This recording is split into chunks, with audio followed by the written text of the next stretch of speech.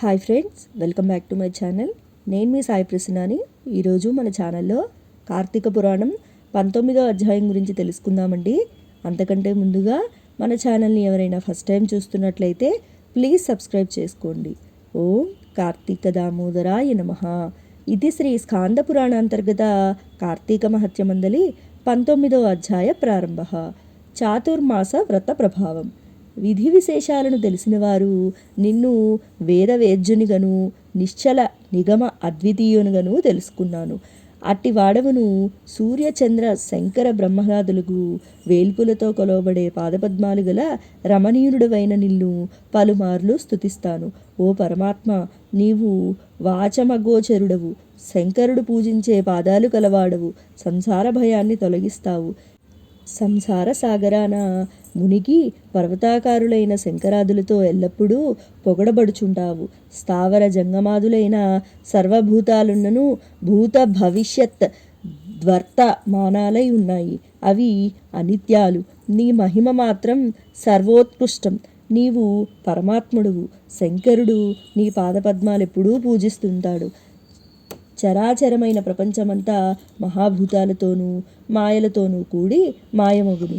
మూల రూపమైన సర్వతుల్యంగాను అనేక కారణాలు కలదిగాను కనపడుతుంది. నీ ఒక్కడువు మాత్రమే సర్వసమర్థుడవై విరాజిల్లుతూ ఉంటావు. ఓ మురారి, విచిత్ర రూప, 4 విధములైన అన్నములకు యజ్ఞమునకు సర్వరూపమైన వాడవు. నీవు ప్రపంచం యొక్క అద్యంతాలందు సర్వపరిపూర్ణుడవై ఉన్నావు. ఓ ఈశ్వర, నీవు ఆనందసాగరుడవు, సదాచిత్ స్వరూపుడవు, సర్వమునకు స్థానమైనదియు సర్వపురాణ సారమును అయిన సకల ప్రపంచమును నీతోడనే పుట్టి నీ అందే లీనమవుతుంది. నీవు సకల జనుల హృదయాల్లో కిరణాలకు కారణమై ఆత్మస్వరూపుడవు. అన్ని లోకాల చేత కీర్తించబడే ఈశ్వరుడవు. మనసు చేత కూడా సాధ్యం కాని వాడవు. జ్ఞాననేత్రులకు తప్ప మాంసనేత్రులకు నీవు కనిపించవు. ఓ ఈశ్వర, నీకు అనేక నమస్కారములు. ఓ నారాయణ, నన్ను కృతార్థుణ్ణి చేయి. నీకు మ్రొక్కులు అర్పిస్తాను. నీ దర్శనం నా విషయంలో వృధా కాకుండగా కాక, ఓ పరమేశ, అఖిల లోకారాధ్య సర్వేశ్వర, ఈశ్వర, నీకు నమస్కారం. నీవు నన్ను సదా కాపాడుతూ ఉండు. అట్లు చేసినట్లయితే నన్ను కృతార్థుణ్ణి చేసినట్లు వాడవుతావు. నీకు దీనివల్ల ఏ కొరత రాదు. నీవు దయానిధివి, దాతవు. నేను దీనుడను, సంసారాంబుదిలో మునిగి ఉన్నాను. నిర్మలుడా, ఈశ్వరుడా, లోకంచే నమస్కరింపబడి తగినవాడా, మురారి, సంసార సముద్రంలో మునిగిన నన్ను ఉద్ధరించు. త్రైలోక్యనాథుడికి నమస్కారం. త్రిలోకవాసి అయిన నీకు నమస్కారం. అనంతుడా, ఆదికారుణ్ణవు, సర్వవ్యాప్తిని సృష్టికర్తవు అయినా నీకు నమస్కారం. దయానిధి, హంసుండవు, హంసపతివి, పూర్ణ సత్యస్వరూపుడవు, గుణాతీతుడవు, గురువువైన నీకు నమస్కారం. నిత్యానంద సముద్రమున నున్నవాడవు, స్వర్గాపవర్గ ప్రాప్తికారుణుడవు, సకల విభేదాలు లేనివాడవు, తేజస్వరూపుడవు, సజ్జనుల హృత్సరోజు దళములయందు లోపల నివసించు ఆత్మస్వరూపుడవు, సర్వేశ్వరుడవు, హరివి, శ్రీకృష్ణుడైన నీకు నమస్కారం. సృష్టి స్థితులకు కారణుడవు, వైకుంఠవాసుడవు, నీ పాదపద్మాలకు నమస్కారం చేస్తూ వినయంతో తలలించుక ముందుకు వాల్చిన వ్యాసాదులు నిన్ను స్తుతించు. నీ పాదములందలి భక్తి అనే నావ ఎక్కి పుట్టుక అనే సముద్రాన్ని దాటి ఆర్తిబోకార్చి తేజోమయుడవైన నిన్ను పొందారు. మానవులు అనేక విధములా విన్నను ప్రత్యక్షానుమానాది తర్కశాస్త్ర వాక్యాలచే ఊహించినను, నానావిధ పురాణాలు ఆగమాలు పఠించినను, పెక్కు శాస్త్రాలు విచారణ చేసియును నిన్ను తెలియలేరు. హరియందు భక్తి వల్ల కలిగిన జ్ఞానంతో నీ పాదపద్మాలు చేరి నీ మీద భక్తి వల్లనే ఉత్తముడవైన నిన్ను చూస్తారు.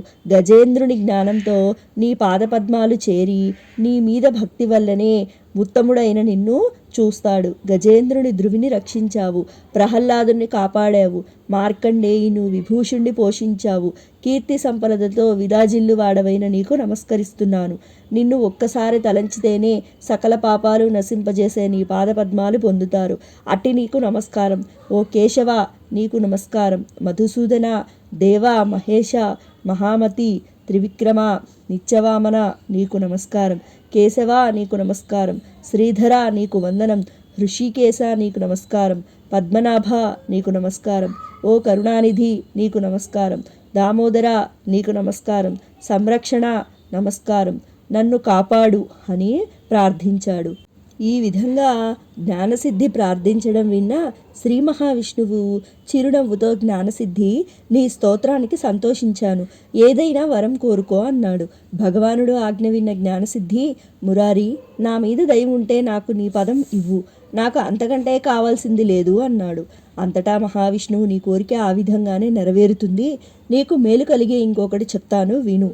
కొందరు బుద్ధి లేక దురాచారాల్ని ఆశ్రయిస్తారు. వాళ్ళ కొరకు పాపహారికమును వేదోక్తము అయిన వ్రతాన్ని ఒకదానిని నియమిస్తాను. నేను లక్ష్మీ సమేతంగా ఆషాఢశుద్ధ దశమి నాడు క్షీరసాగరంలో శయనిస్తాను. తిరిగి కార్తీక శుద్ధ ద్వాదశి నాడు మేల్కొంటాను. ఈ 4 నెలలు యోగ నిద్రలో ఉంటాను. నన్ను ఎవరైనా వ్రతాల చేతను దానాల చేతను పూజిస్తే వారికి పాపాలు అన్నీ పోయి నా సాన్నిధ్యం కలుగుతుంది. నా తృప్తికి కారణమైన ఈ 4 నెలల్లో వ్రతం దానాలు చేయని వారు నరకాన్ని పొందుతారు. నా ఆజ్ఞ ప్రకారం చాతుర్మాస వ్రతం చేయని వారు బ్రహ్మహత్య చేసిన పాపాన్ని పొందుతారు. సోమరితనం, నిద్ర పుట్టడం, మరణించడం, దుఃఖం మొదలైన వాటి వల్ల కానీ, లాభాల వల్ల కానీ, తక్కిన వాటి వల్ల కానీ నా భక్తులకు భయం లేదు. నా భక్తులెవరో, భక్తి లేని వారెవరో వారి భక్తిని పరీక్షించేందుకు నిద్ర నటిస్తాను.